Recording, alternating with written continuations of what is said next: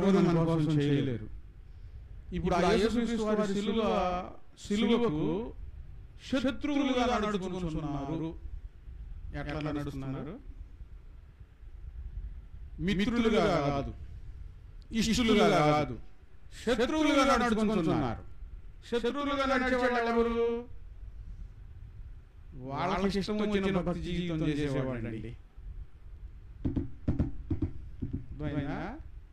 ప్రభువును నమ్ముకున్న తర్వాత మనకి ఇష్టం వచ్చిన భక్తి జీవితం చేస్తే అది ఏదైనా కానివ్వండి, చిన్న విషయం కానివ్వండి, పెద్ద విషయం కానివ్వండి, మనసులో కోరికలు కానివ్వండి, సమాజంలో ఉండే విధానం కానివ్వండి, ఏదైనా కానివ్వండి, మన ఇష్ట ప్రకారం మళ్ళీ ప్రార్థనలు ఉంటాయి, పలహారాలు ఉంటాయి, భోజనాలు ఉంటాయి, ప్రార్థనలు ఉంటాయి, కానుకలు ఉంటాయి.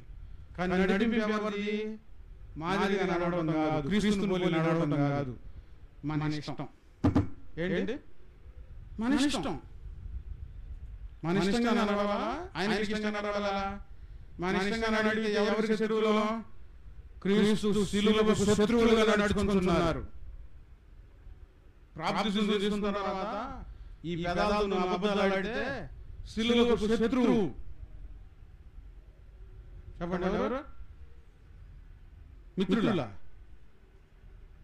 ఈ నాలుగుతో ఈ పెదాలతో అబద్ధాడినందుకు, ఈ నాలుగుతో అబద్ధ మోసమైనందుకు ఆయన నాలుగు చెరక తీసుకుంది. ఆయన శిక్షించబడ్డాడు. ఈ చూపులు సరిగ్గా లేకపోతే సిలువకు